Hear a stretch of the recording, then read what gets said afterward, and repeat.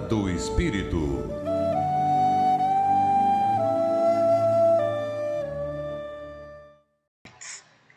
Hoje nós vamos falar sobre a reencarnação, certamente em breves palavras, porque é um assunto extremamente vasto. E vamos pegar como bibliografia o livro Desafios da Vida em Família, de Raul Teixeira, onde afirma com maestria em que Deus não atua por acaso e que a organização familiar já se estabelece no universo em todos os reinos da natureza, inclusive o mineral. E nós já estávamos lá experienciando, né? Toda essa força de atração intermolecular, a força de repulsão, o equilíbrio entre a doação e captação dos elétrons, e isso mostra muito, se nós traçarmos um paralelo entre a organização familiar humana, que nós estamos sempre buscando o equilíbrio, que nós estamos sempre buscando a harmonia. E não é diferente num sistema eletroquímico. Também busca, através dessas forças intermoleculares, um sistema em equilíbrio, porque todo sistema bioquímico ele busca o equilíbrio. Muito bem. Então eu já acho que nós procurando entender a própria natureza, nós vamos nos identificando com o ideal divino da formação da família em nós. Bem na cabeça do espermatozoide existe uma cápsula chamada acrosoma que possui enzimas, e essas enzimas são enzimas digestivas, conseguem perfurar a membrana do óvulo e então fazer a união. Eis aí a fecundação.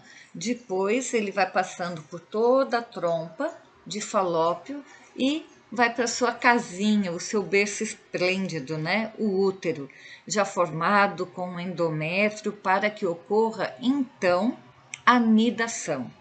E depois com sucessivas divisões celulares, com mórula, blástula, gástrula, começa as invaginações, a formação do sistema nervoso central, a formação do nosso coração pulsando, e depois de 9 meses estamos nós aqui, né, com essa carinha bem bonitinha, tendo a oportunidade de uma nova reencarnação propriamente dita. Lembrando que os vórtices energéticos na infância até os 7 anos de idade têm janelas muito interligadas com as vidas passadas, porque então nesse período é que fecha mesmo a reencarnação propriamente dita. E quando nós notamos que as nossas crianças começam a entrar num período de pré-adolescência ou adolescência propriamente dita, é um período que muitas vezes nos chama a atenção. E nós pensamos, puxa vida, mas que fase é essa? Que fase tão difícil de aceitar um não, que fase a gente diz uma coisa, eles querem outra, eles estão formando a sua persona, o seu caráter, a sua individualidade. Então nós, pais, educadores, avós, aqueles que estão junto ali, implementando esse quesito da reencarnação, nós temos que perceber que é um momento de nós tentarmos ajudar esse espírito reencarnante, que às vezes estão ainda um tanto quanto perdido em seus valores, nos seus direcionamentos. Por isso que temos que estar atento nos laços familiares, porque os laços familiares eles vão se formando, e família não é um ringue de luta.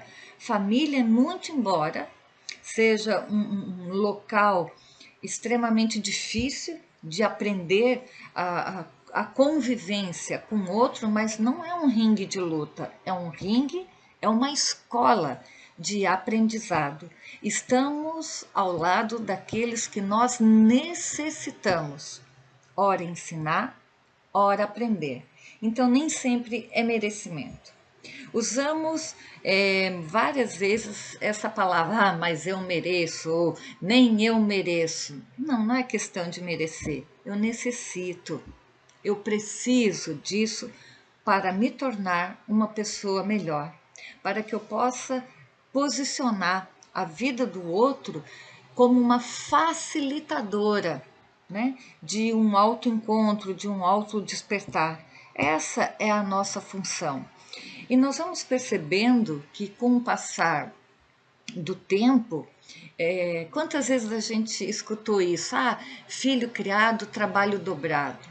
Gente, filho criado, ter filhos adultos é maravilhoso, porque a gente começa a fazer trocas de assuntos, de dificuldades que a gente tem. Então, dependendo dos valores que nós fomos semeando, nós vamos começar a colher assunto, colher uma escuta ativa, porque nossos filhos também nos conhecem. Então, quando a gente recebe uma crítica, a gente fica muito chateada. Geralmente, quando a gente recebe crítica de pessoas que nós muito amamos, a gente se chateia muito, né? Mas saber escutar e perceber o que ali eu tenho que tirar de bom para melhorar e para crescer. Uma outra atenção familiar é para com os nossos pais, que vão envelhecendo, porque hoje nós temos a vida, a existência estendida, né? Nós vamos estendendo, estendendo, mas isso vai nos trazendo, eu não digo que problemáticas, mas contextos que nós temos que aprender a lidar com doenças, com patologias degenerativas mentais e físicas e que nem sempre a nossa geração está preparada. Então a gente vai se preparando no meio do caminho. Saibamos que aqueles que adentram a quarta idade, né, que passam aí dos 70, 80 anos de idade, eles têm uma dificuldade em sentir a alegria, em sentir o prazer, até porque o número de neurônios, de sinapses ligada à sensação de prazer diminui muito nessa idade. Então, quando a gente faz o convite, mãe, o pai, vamos jantar fora, o que eles dizem? Ai, não, jantar fora não. Deixa eu comer em casa, porque eu janto às 6 horas da tarde, não é assim? Ou então, quando a gente faz o convite, vamos passar o final de semana fora, num hotel fazenda ou numa praia? Ai, não, não, não, deixa eu no meu cantinho, meu travesseiro, a minha cama. Não é que eles são rabugentos. Observemos nós também já queremos ficar no nosso canto muitas vezes, a gente já vai ficando um pouquinho mais resguardado. Então, se tornou rabugento. Não, ele está se tornando um espírito que está começando a se desconectar dos prazeres da própria matéria para se conectar com a própria espiritualidade.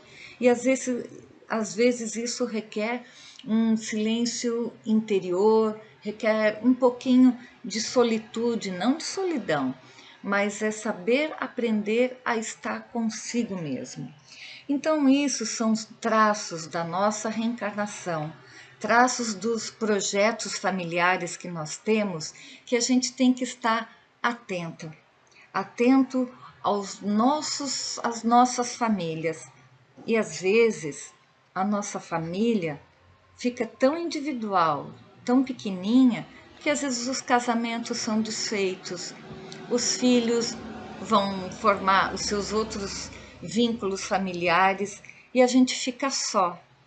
Mas estar só não significa estar sozinha ou não ter família, porque nós temos sempre uma família espiritual infinitamente bondosa, que nos protege, que compartilha conosco um dia a dia, que cuida de nós.